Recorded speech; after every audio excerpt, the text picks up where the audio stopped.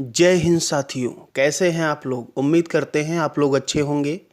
और 27 व 28 अक्टूबर को होने वाले Delhi police head constable AWO TPO की तैयारी जम के कर रहे होंगे। उसी को ध्यान में रखते हुए यहाँ हम जीके और जीएस का एक ज़बरदस्त प्रैक्टिस सेशन लेकर हाजिर हैं। और Delhi police head constable AWO TPO का प्लेलिस्ट भी इस यूट्यूब चैनल पे बना दिया गया है। आप जाकर सारा वीडियो ज़रूर देखें, आपके एग्ज़ाम के लिए काफ़ी हेल्पफुल होने वाला है। तो चलिए एक बेहतरीन सेशन की शुरुआत करते हैं बिना देर किए हुए। पहला प्रश्न पूछा गया है, निम्न में से किस दिन विश्व मानवाधिकार दिवस मनाया जाता है। तो इसका आपका सही आंसर होगा बी, 10 दिसंबर को हर साल विश्व मानवाधिकार दिवस मनाया जाता है। इसमें और जो ऑप्शन है देख लेते हैं क्या है। 3 दिसंबर, 17 दिसंबर को तो नहीं, लेकिन यहाँ पर जो 25 दिसंबर लिखा गया है, 25 दिसंबर को अटल बिहारी वाजपेयी का जयंती मनाया जाता है। और अटल बिहारी वाजपेयी के जयंती को सुशासन दिवस के रूप में भी मनाया जाता है। क्लियर है। अटल बिहारी वाजपेयी को सन 2015 में भारत रत्न पुरस्कार मिला था। यह भारत के 3 बार प्रधानमंत्री रहे थे और इनके ही समय में परमाणु बम का सफल परीक्षण 1958 में ऑपरेशन शक्ति के तहत किया गया था। भारत का पहला परमाणु परीक्षण इंदिरा गांधी के शासनकाल में 1974 में स्माइलिंग बुद्धा नामक कोड के द्वारा किया गया था। क्लियर है। बढ़ते हैं अगले प्रश्न की तरफ। अगला प्रश्न यहाँ पर दिया गया है, कौन कार्बन मोनोऑक्साइड का गुण है। तो कार्बन मोनोऑक्साइड का जो फार्मूला होता है वो होता है CO। क्लियर है। इसमें कार्बन मोनोऑक्साइड का गुण पूछा गया है। तो थोड़ा सा पहले कार्बन मोनोऑक्साइड के बारे में जान लेते हैं। कार्बन मोनोऑक्साइड जो है ये जानलेवा होती है। यह एक ज्वलनशील गैस है।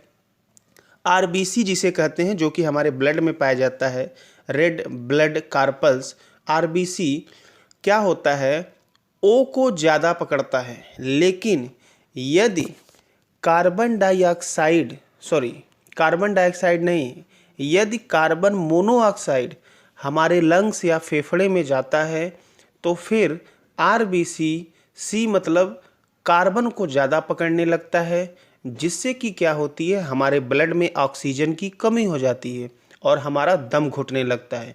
और यहाँ तक कि होता है कि इंसान का जान भी जा सकता है इसके द्वारा। ठीक है। इसमें पूछा गया इसका गुण कौन सा है। इसका सही आंसर आपका डी होगा, रेड्यूसिंग एजेंट। रेड्यूसिंग एजेंट को हिंदी में कहते हैं अपचायक कारक कहा जाता है। ठीक है, ध्यान से सुनिएगा। इलेक्ट्रॉन देने वाले को अपचायक कारक कहते हैं और इलेक्ट्रॉन लेने वाले को ऑक्सीडाइजिंग एजेंट अर्थात ऑक्सीकारक कहते हैं। तो यहाँ पर जो कार्बन मोनोऑक्साइड है, जब इसका रिएक्शन अभिक्रिया होता है तो यह इलेक्ट्रॉन क्या करता है, देता है। क्लियर है। तो चौथा आंसर यहाँ पर सही होगा। अगले प्रश्न की बात करते हैं, कौन सा ग्रह रात के आसमान में लाल रंग का दिखता है। सही आंसर इसका हो जाएगा मार्स, जिसे कहते हैं मंगल ग्रह। किसके कारण दिखता है, ये आयरन ऑक्साइड के कारण दिखता है। FeO3 के कारण, आयरन ऑक्साइड के कारण मंगल ग्रह लाल दिखता है। यहाँ पर मरकरी दिया है, मरकरी का मतलब बुध होता है। यह सौरमंडल में सूर्य के सबसे नज़दीक ग्रह होता है। ठीक है। अगला दिया गया है जुपिटर, जिसको बृहस्पति कहा जाता है। तो जो बृहस्पति है यह हमारे सौरमंडल का सबसे बड़ा ग्रह है और हमारे सौरमंडल का सबसे बड़ा उपग्रह गैनीमीड है, जो कि किसका उपग्रह है, बृहस्पति का ही उपग्रह है। अगला यहाँ पर सैटर्न दिया है। सैटर्न का मतलब होता है शनि। तो शनि की बात करें तो शनि के पास वलय हैं और शनि के पास सबसे अधिक उपग्रह, जो कि वर्तमान में 22 हैं, पाए जाते हैं। ठीक है। थोड़ा सा और यदि हम बात करें तो सामान्यतः क्या होता है, जितने ग्रह होते हैं उनका जो चक्कर होता है वो पश्चिम से पूर्व की तरफ होता है। लेकिन 2 ग्रह ऐसे हैं, जैसे कौन कौन से हैं, एक हो गया शुक्र अर्थात शुरुआत से लास्ट और अंत से लास्ट। तो अंत से आपका लास्ट कौन सा हो जाएगा भाई? अरुण हो जाएगा। तो शुक्र और अरुण ये सभी ग्रहों के विपरीत दिशा में चक्कर लगाते हैं। बात करते हैं अगले प्रश्न की। अगला प्रश्न है कौन सा नदी भ्रंश घाटी से होकर बहती है? कौन सी नदी? तो यहाँ पर सही आंसर होगा नर्मदा। नर्मदा नदी भ्रंश घाटी से होकर बहती है। अभी आगे हम इमेज में भी दिखाएंगे कि कैसे भ्रंश घाटी से होकर बहती है। तो देखिए, दो पहाड़ों के बीच में बहने वाली नदी को जो है क्या कहते हैं? भ्रंश घाटी से होकर बहने वाली नदी कहते हैं। अब देखिए, यहाँ पर हम आपको एक ट्रिक बता रहे हैं। ट्रिक यहाँ पर लिखा गया है नाता। नाता का मतलब न से नर्मदा और त से ताप्ती। जो नदियाँ, आप ट्रिक ऐसे याद करेंगे, जो नदियाँ आपस में नाता जोड़ती हैं तो वो कौन कौन सी नदी हो गई? नर्मदा और ताप्ती। ये नदियाँ भ्रंश घाटी से होकर बहती हैं, अर्थात ये जो है ये नदियाँ जो है आपके पश्चिम से पूरब की तरफ बढ़ती हैं। ठीक है, सॉरी, पश्चिम से पूरब नहीं है, पूरब से पश्चिम की तरफ बहती हैं। और ये नदी जो है कहाँ गिरती है? अरब सागर में गिरती हैं। और इस प्रकार की नदियाँ एस्चुअरी अर्थात ज्वार नदमुख का निर्माण करती हैं। और शेष जितनी भी नदियाँ हैं बंगाल की खाड़ी में गिरती हैं और वो निर्माण करती हैं डेल्टा की। क्लियर है? बढ़ते हैं अगले प्रश्न की तरफ। अच्छा, यहाँ पर ऑप्शन में गोदावरी दिया है। तो गोदावरी जो ये नदी है दक्षिण भारत की जो है सबसे लंबी नदी है। महानदी आपका जो है उड़ीसा में पड़ेगा। चलिए आगे बढ़ते हैं। अब यहाँ पर देखिए, यहाँ पर भ्रंश घाटी की बात हुई थी, नर्मदा रिवर दिया गया है। और यहाँ पर देखिए सतपुरा रेंज है और यहाँ पर विंध्य रेंज है। दोनों तरफ पहाड़ी है और बीच में ये नदी बह रही है, इसी को भ्रंश घाटी कहते हैं। क्लियर है? बढ़ते हैं अगले प्रश्न की तरफ। भारत वर्ष में किस वर्ष में संयुक्त राष्ट्र का सदस्य बना? तो इसका सही आंसर आपका सी हो जाएगा 1945 में। 24 अक्टूबर 1945 को ही संयुक्त राष्ट्र का गठन हुआ था। ठीक है, कब हुआ था? 24 अक्टूबर 1945 को। ठीक है, वर्तमान में इसके जो है महासचिव एंटोनियो गुतेरस हैं, जो कि पुर्तगाल के हैं। ठीक है, थोड़ा सा और इसके बारे में, और भारत जो है इसका सदस्य 1945 में ही बना था। यूएन के बारे में थोड़ी सी जानकारी लिखते हैं, ध्यान से देखिएगा। यूएन का फुल फॉर्म होता है यूनाइटेड नेशन। इसका जो हेडक्वार्टर है अर्थात मुख्यालय जो है ये न्यूयॉर्क सिटी में है। कहाँ पर है? यूएसए अमेरिका में है। ऑफिशियल इसके कुल 6 लैंग्वेज है, अरेबिक, अरब, चाइनीज, इंग्लिश, फ्रेंच, रसियन और स्पेनिश। ये 6 इसके लैंग्वेज हैं। मेंबर सदस्य की बात करें तो कुल 193 मेंबर सदस्य हैं और 2 ऑब्जर्वर यहाँ पर भी हैं। अगला दिया गया सेक्रेटरी जनरल जो महासचिव हैं एंटोनियो गुटेरेस है, जो कि पुर्तगाल के हैं। और अगला इसकी स्थापना 24 अक्टूबर 1945, तो 45 में ही भारत इसका सदस्य बना था। अगले प्रश्न की बात करते हैं। अगला प्रश्न यहाँ पर दिया, घास के मैदान को पम्पास कहते हैं। किस देश के घास के मैदान को पम्पास कहा जाता है? ठीक है, तो यहाँ पर देखिए, तो ये जो पम्पास पूछा गया है तो ये अर्जेंटीना देश है। कौन सा देश है? अर्जेंटीना। अर्जेंटीना में आप देखिए लास्ट में टीना दिख रहा है, आपको ट्रिक हम याद करने की बता रहे हैं। टीना को सदमा लग गया तो क्या करना पड़ेगा? उनको पंप करना पड़ेगा। टीना को सदमा यदि लग जाएगा तो उन्हें पंप करना पड़ेगा। तो अर्जेंटीना में टीना आ गया, पंप का मतलब पम्पास हो गया। ठीक है, और अर्जेंटीना ये देश पड़ता कहाँ है? ये आपका साउथ अमेरिका में पड़ता है। तो इसका सही आंसर जो हो जाएगा वो होगा बी होगा। क्लियर है? बढ़ते हैं इसके बारे में, थोड़ा सा और घास के मैदान के बारे में बात करते हैं।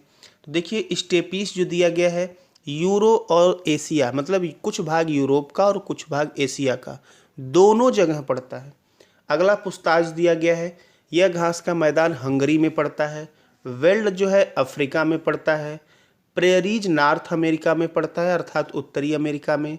पम्पास साउथ अमेरिका में, अभी तो ये बात ही किए हैं। और डाउन्स ऑस्ट्रेलिया में पड़ता है। तो एक बार इस घास के मैदान को अवश्य रिवीजन करिएगा। अगले प्रश्न की तरफ बढ़ते हैं। अगला दिया है मानव मस्तिष्क का सबसे बड़ा भाग कौन सा होता है? तो अगर हम माइंड की बात करें, मानव का माइंड जो होता है इसके कुल 3 पार्ट होते हैं। सबसे पहला होता है यफ, यफ का मतलब जिसको कहते हैं फोर ब्रेन कहते हैं। दूसरा इसका मिड ब्रेन होता है और तीसरा होता है हिंड ब्रेन। क्लियर है? तो फोर ब्रेन में ही पाया जाता है सेरिब्रम, अर्थात सेकंड वाला ऑप्शन। तो सेरिब्रम जो होता है ये मानव मस्तिष्क का सबसे बड़ा भाग होता है। क्लियर है? अच्छा, और यहाँ पर ऑप्शन में सेरिबेलम और मेडुला लिखा गया है, तो ये हिंड अर्थात पश्च ब्रेन के भाग होते हैं, सेरिबेलम और मेडुला। थोड़ा सा हम आपको इंटरेस्टिंग फैक्ट बताते हैं। पूछा जाता है हमारे एक मस्तिष्क के मतलब किसके कारण इंसान जब दारू पी लेता है तो वो जो है लड़खड़ा के चलना शुरू करता है, और क्या करता है भाई, और जो बोलता भी है वो भी सही से नहीं बोलता है। तो ध्यान से सुनिएगा, हिंड ब्रेन में पाया जाता है सेरिबेलम, और सेरिबेलम जो हमारे मस्तिष्क का भाग होता है ना, सेरिबेलम हमारे मांसपेशियों पर कंट्रोल रखता है। किस पर करता है भाई? मांसपेशियों पर। अब जब दारू पीते हैं तो उससे हमारा सेरिबेलम प्रभावित होता है। सेरिबेलम के प्रभावित होने के कारण अब इंसान सोचिए, इंसान के शरीर का निर्माण हड्डी से और मांसपेशियों से हुआ है, दोनों का होना जरूरी है। तो यहाँ पर जब सेरिबेलम पर प्रभाव पड़ता है दारू पीने से तो मांसपेशियाँ ढीली पड़ जाती हैं, जिससे कि इंसान लड़खड़ा के डांस करते हुए चलता है, गिरते हुए चलता है।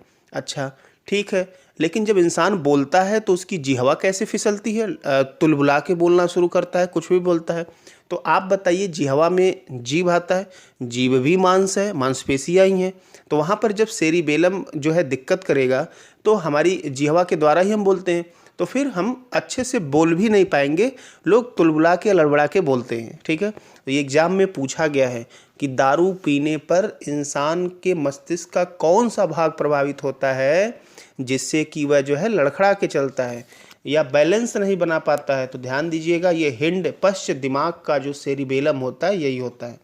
बात करते हैं अगले प्रश्न की। अगला प्रश्न यहाँ दिया गया है, कौन सा गोवा का लोक नृत्य नहीं है? तो यहाँ पर बात करें तो जो डांगी दिया गया है, दांगी, ये डांगी गोवा का नहीं है, ये कहाँ का लोक नृत्य है? हिमाचल प्रदेश का लोक नृत्य है। क्लियर है? बाकी जो शेष आपके दिए गए हैं, ढालो, घोड़े, फुगदी, ये तीनों के तीनों गोवा के लोक नृत्य हैं। चलिए अगले प्रश्न की तरफ बढ़ते हैं। अगला प्रश्न दिया है, भारत का कौन सा राज्य प्राकृतिक रबर का सबसे बड़ा उत्पादक राज्य है? यहाँ पर जो सही आंसर होगा केरला।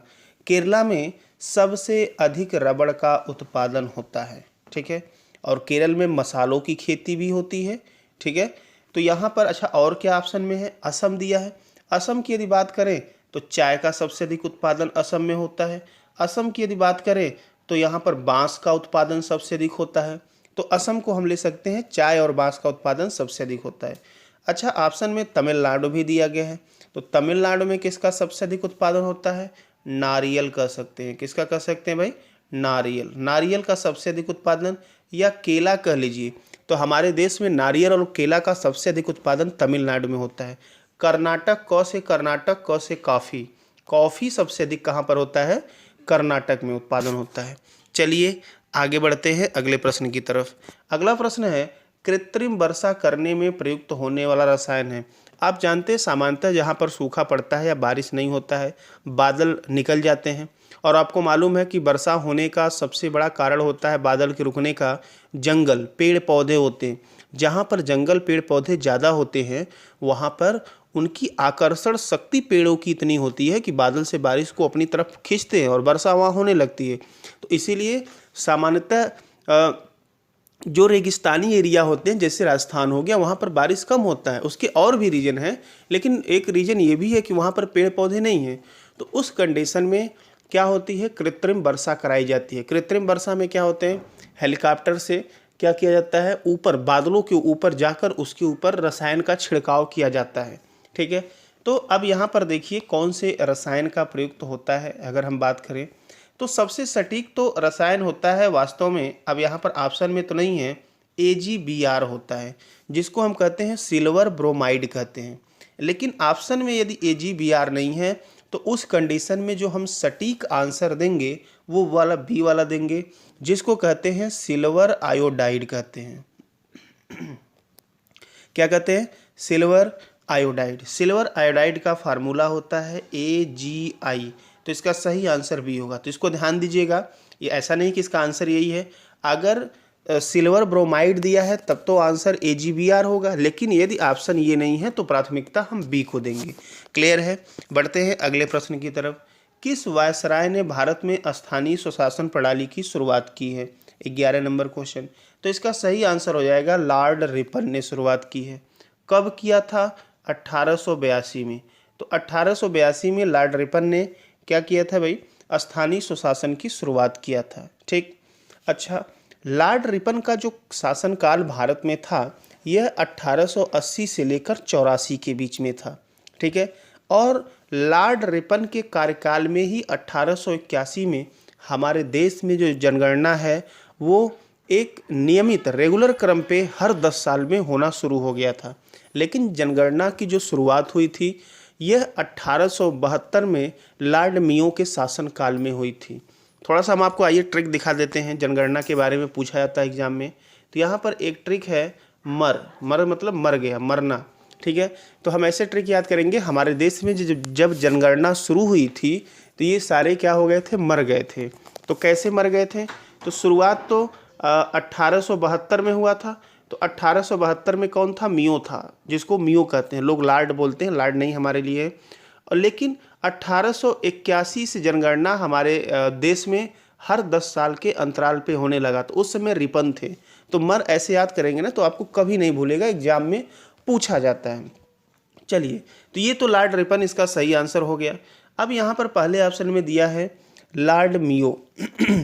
लॉर्ड मेयो के बारे में यदि हम कुछ बात करें तो जो लॉर्ड मेयो है ये तो इनकी बात हो ही चुकी है। अच्छा, दूसरा यहाँ पर ऑप्शन दिया है लॉर्ड लिटन की बात किया गया है।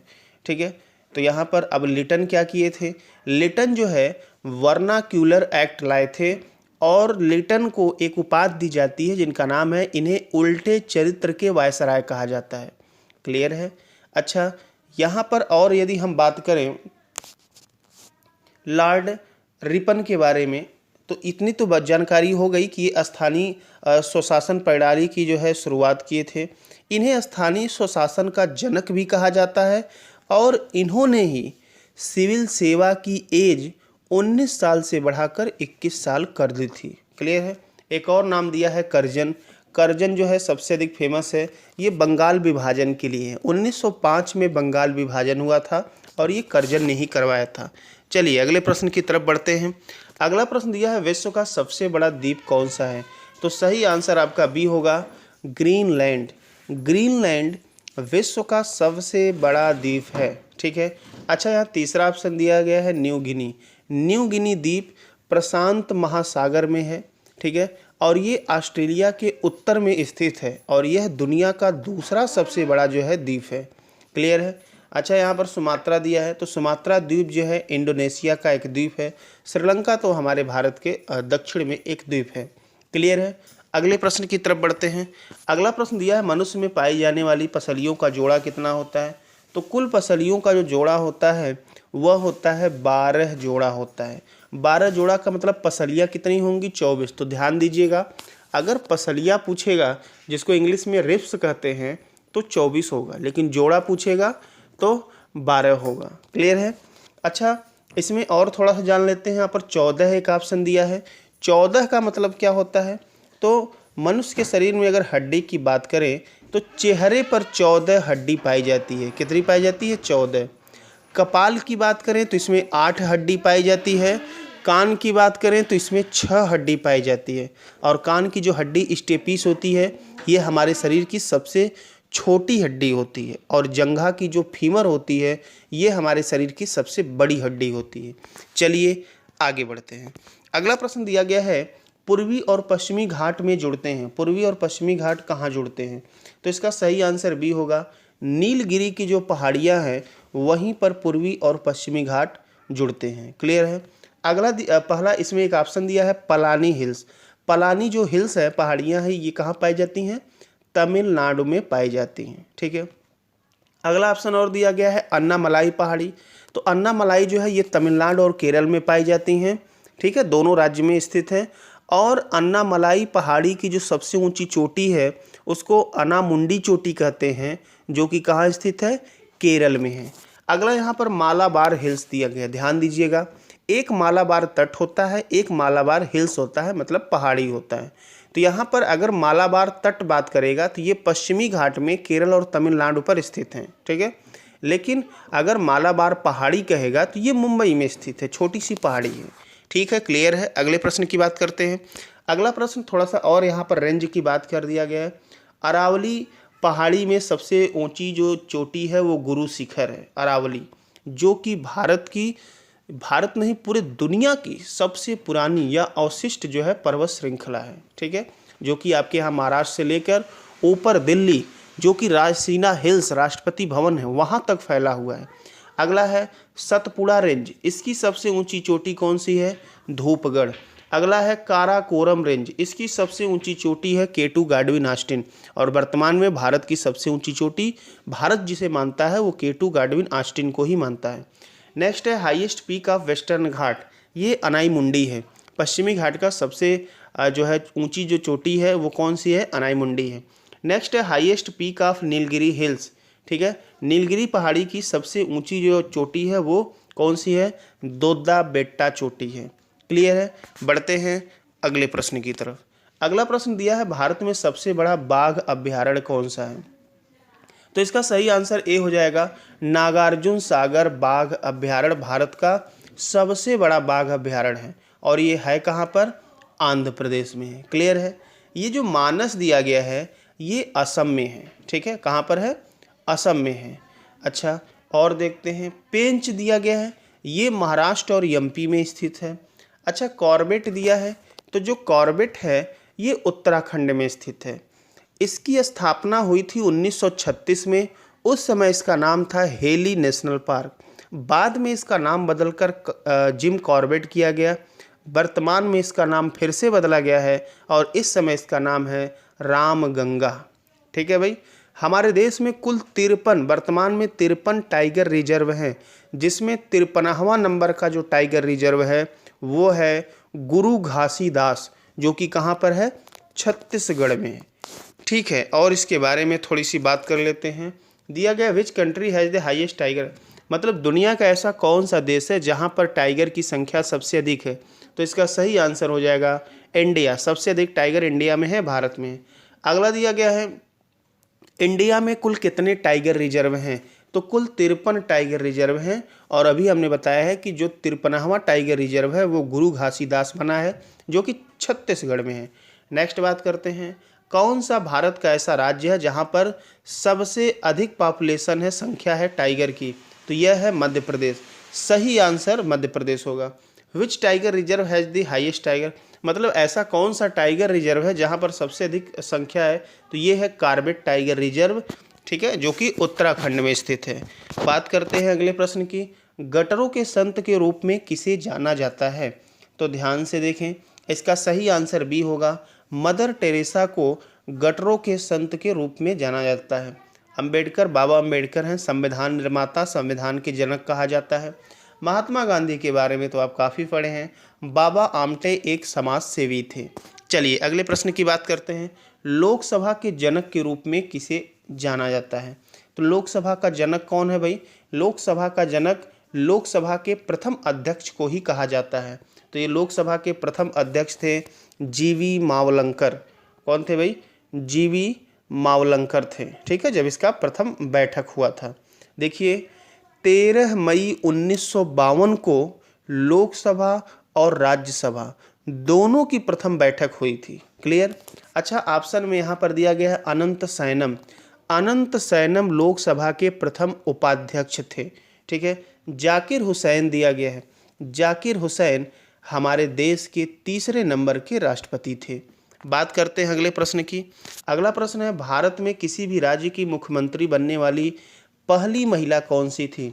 सही आंसर यहाँ पर होगा सुचेता कृपलानी, ये पहली महिला मुख्यमंत्री थी। कहाँ की? उत्तर प्रदेश की। कहाँ पर थी भाई? ये यूपी की पहली महिला मुख्यमंत्री थी। इनके बारे में बात करें तो ये 1963 से लेकर 1967 तक, ये 4 साल तक जो है मुख्यमंत्री रही थी उत्तर प्रदेश की। और इसके बारे में यदि हम बात करें तो यहाँ पर देखिए पहला ऑप्शन दिया है नंदिनी सतपथी, तो नंदिनी शतपथी एक लेखिका भी थी और एक राजनीतिज्ञ भी थी। ये उड़ीसा की पहली महिला सीएम बनी थी। ठीक है। डॉक्टर जयललिता ये तमिलनाडु की सीएम थी। कहाँ की थी? तमिलनाडु की। और यहाँ पर मायावती की बात किया गया है तो मायावती उत्तर प्रदेश की सुचेता कृपलानी के बाद दूसरे नंबर की महिला मुख्यमंत्री थीं और उत्तर प्रदेश में सबसे अधिक बार महिला मुख्यमंत्री मायावती ही बनी थी, जो कि कुल 4 बार जो है महिला मुख्यमंत्री बनी थी। एक चीज़ और यहाँ पर पूछ लिया जाता है, सरोजनी नायडू, ठीक है, हमारे भारत देश की पहली महिला गवर्नर कौन थी? तो सरोजनी नायडू ही थी, जो कि उत्तर प्रदेश की थी। ये 1947 से लेकर 1949 तक थी। क्लियर है। अगले प्रश्न की बात करते हैं। अगला प्रश्न दिया है, पहला पृथ्वी शिखर सम्मेलन कहाँ आयोजित किया गया था? तो सही आंसर हो जाएगा रियो डी जेनेरियो। क्या हो जाएगा? रियो डी जेनेरियो, जो कि ब्राज़ील की राजधानी है। ठीक है। तो पहला पृथ्वी शिखर सम्मेलन आप कह लीजिए, या इसको रियो शिखर सम्मेलन भी कहा जाता है, 1992 में हुआ था। कब हुआ था भाई? 1992 में ब्राज़ील के रियो डी जेनेरियो में हुआ था। ठीक है। आगे थोड़ा सा और इसके बारे में, और ऑप्शन में क्या है देखिए। पहला ऑप्शन दिया है ब्यूनस आयर्स दिया है, ये जो कि अर्जेंटीना की राजधानी है। और है ये जो दिया गया है तीसरा ऑप्शन दार एस सलाम, ये तंजानिया की राजधानी है। बढ़ते हैं अगले प्रश्न पर। अगला दिया है आरएएफ निम्नलिखित में से किसका संक्षिप्त रूप है? तो आरएएफ की यदि हम बात करें तो यह जो है इसका फुल फॉर्म होता है रैपिड एक्शन फोर्स। ठीक है। यह एक विशेष फोर्स है जिसकी स्थापना 1992 में हुई थी और इसका काम है कि कहीं अगर दंगा हो जाए या आंतरिक सुरक्षा ड्यूटी के लिए इसका प्रयोग किया जाता है। ठीक है। तो ये थे जीके जीएस के टॉप मोस्ट क्वेश्चंस ज़बरदस्त तरीके से। जो भी लोग इस वीडियो को देख रहे हैं उनसे निवेदन है कि यदि आप चाहते हैं कि ऐसे और ही ज़बरदस्त सेशन लाया जाए तो कमेंट अवश्य करें। जल्द ही मिलते हैं अगले वीडियो में, तब तक के लिए धन्यवाद।